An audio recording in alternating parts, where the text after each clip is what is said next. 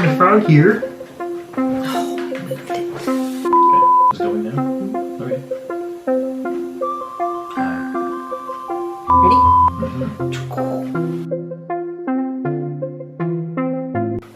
Hi, I'm Amber, and I'm pregnant. And I'm Jonathan, and I've had cancer. This is my husband. Yeah. It's made for a great summer. Ruins your plans. Makes you feel bad.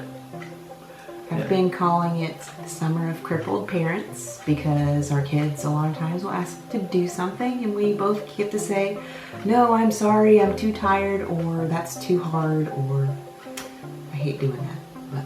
But next summer will be different. And I've been too tired to run around with them until recently. So that's been really hard, just for me and also for the kids, because they're disappointed all the time that, Daddy doesn't feel like playing. Yeah. So I thought we would put together this video for our friends and family and for anyone really who has questions about cancer. I know I found it extremely helpful I watched, I don't know, dozens of videos about people who've had cancer and beat cancer and what it was like and what they did. And it was very helpful to me as a spouse of someone who has cancer to kind of know what to expect. I mean, you really can't know for sure, but it was very helpful. So hopefully we can kind of pay this forward and let other people know what we went through or what you went through. I mean, yeah, well, it was a team effort, but you had to take care of me while I was feeling sick all the time. Well, it was really just putting you to bed and then watching the kids. Yeah.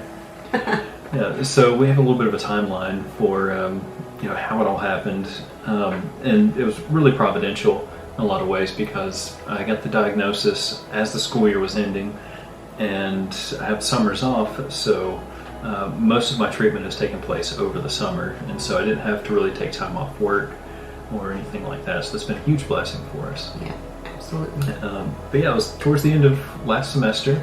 I had this big thing cut off my neck, and here's you a nice scar to look at if you want to see.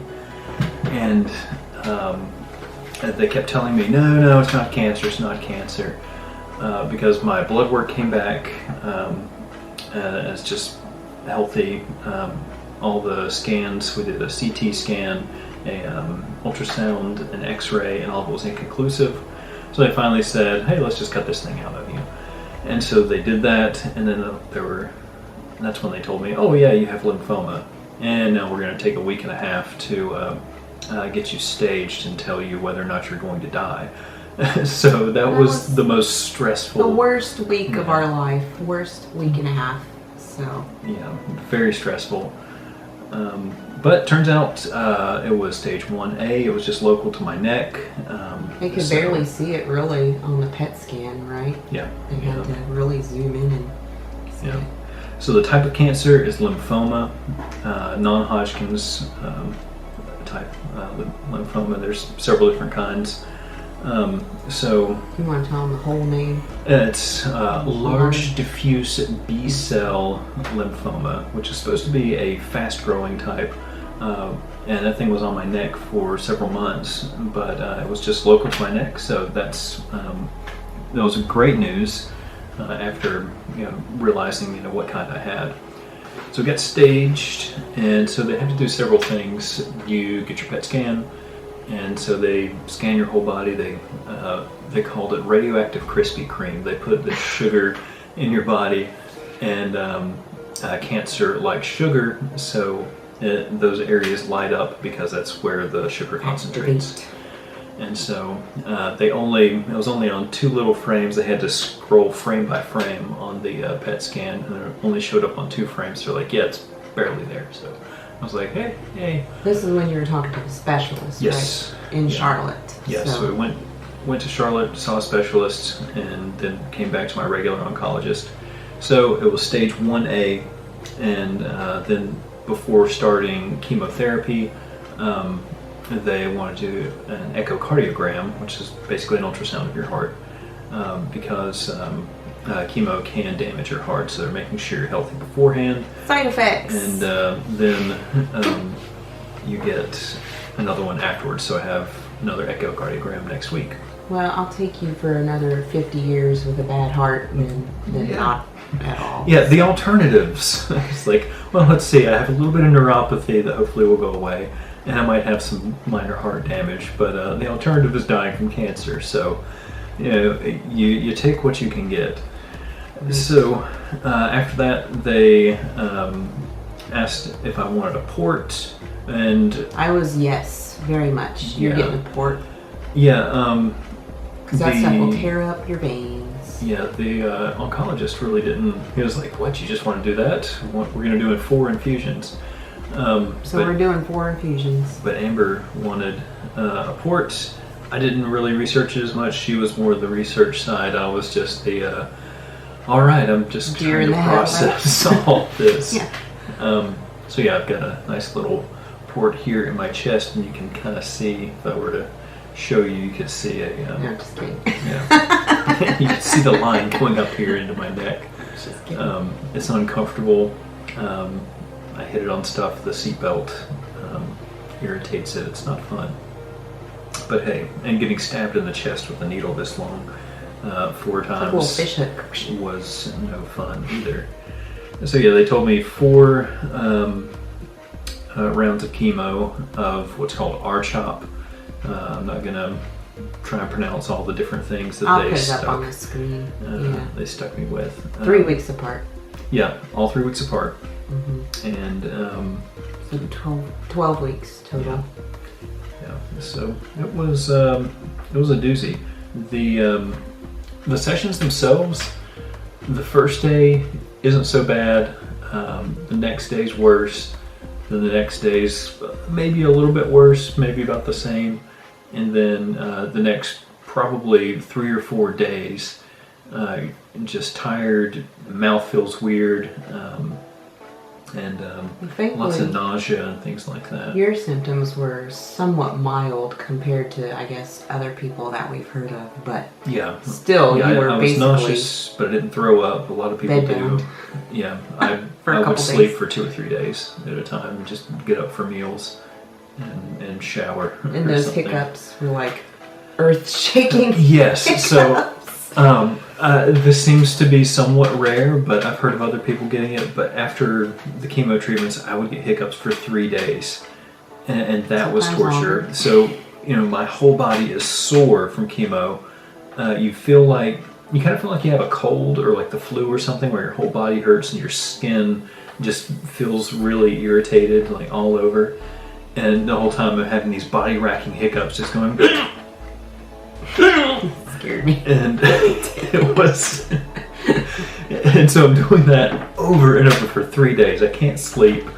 And you're waking me up, and it's hard enough for me to sleep through all of this. Yeah, so that was torture. That was absolute torture. The last session I had, last infusion I had, I didn't get hiccups, but for maybe a day. Right. So that was a blessing. Got the port placed, got stabbed in the chest several times, got some cool scars from it. I lost my hair. You can probably see. I had a beard for almost 9 years, so seeing the rest of my face under there was quite a shock. One thing we did with the kids, and I think this was really nice, helped them because they'd only ever known me with having a pretty substantial beard. We went out to the driveway, and I gave them a pair of scissors and helped them cut my beard off. It was hard enough telling them what was going on. We didn't go into a lot of detail. They're 5 and 2.5. So we didn't go into a lot of detail, but we just kind of said, Daddy's really sick and he's got to get some really strong medicine, and that medicine is going to make his beard fall out. And I think they were more upset about that than any other thing. Mm-hmm. No, not the beard. Yeah. But so we allowed them, Mm-hmm. So I cut a little bit off, and let them cut it off. So beard was here, it got down to about here, and I kept that for several days. And we did my first infusion. It takes about acclimate to it. Yeah, it takes about 3 weeks for your hair to start falling out. So when I started noticing it was coming out, I took it down to just stubble, and the kids really didn't seem that fazed by it. And then when I noticed that I could do this and my hand would be covered in hair, I just took it all the way down. And then like 5 grew back like right here. That made it real though, because it was kind of like always like, yeah, he has cancer, it sucks, yada yada. But then when you were like looking like it and feeling like it, cue ball, egghead, that was like, hey, I have cancer, and every time I look at you, that's all I would see for a little while. I mean, it was just a shock. But yeah, and when I first was diagnosed, like I had no symptoms. Like I had a knot on my neck under my ear, and night sweats, and a few night sweats, but they were fairly inconsistent. So you felt fine. I felt fine. I was running around playing with the kids. We went hiking, all kinds of stuff, and everything was just normal. And then I get my first infusion, and it's like, well, I still look the same. I feel like crap for a week, and then everything's almost back to normal. But then the hair falls out and everything, and after each infusion you feel a little bit worse. And then you start to feel a little bit better, and then it's time for another infusion. So that's really when it really got real. Is all the appointments and all the getting stuck, and then hair falling out. So would you say getting stuck was the worst part? Everything was the worst part. I think probably the nausea and the way my mouth felt was the worst. I never drink soda, but water made me nauseous. Most food made me nauseous, and my mouth felt like when you burn your tongue on a cup of really hot coffee. That's how my entire mouth felt. And then everything tasted weird. Like if you've ever been in like a school or a hospital or something uses the industrial floor cleaner, that's what everything smells like to me. And that's what the chemo smelled and tasted like. As soon as they put it in my port, I could immediately smell and taste it. And just thinking about it right now is making my mouth water, making me nauseous. Yeah. So I drink soda. I would drink 7-Up and ginger ale. Now ginger ale makes my stomach turn. So then it was just 7-Up, and so I'm just drinking a little bit of that. And so good for you. Yeah, and I never drink soda. I don't like drinking soda, but that was the only thing that I felt like I could keep down. Yeah. So that was it was great. We had a lot of the same symptoms, and when you got mouth sores, I got mouth sores too. It was wonderful. Mm-hmm. But we were both drinking tea to help with the nausea, because of course I have nausea. You have nausea. Mm-hmm. And then we were both taking our alfalfa supplements, because you had constipation and I had constipation. Yep. So we're in it together. Yeah. Both tired all the time. Yes. And 2 little kids running around wanting to play. I'm just so tired. Just let me sleep. So. Yes, it has been quite the summer. Any perks? The kids didn't eat my food. I'm like, you can't drink. Oh, yeah. You can't drink my They Ovaltine. couldn't drink after Daddy or eat after Daddy. So you can't have any of my Ovaltine, or you can't have any of my 7-Up.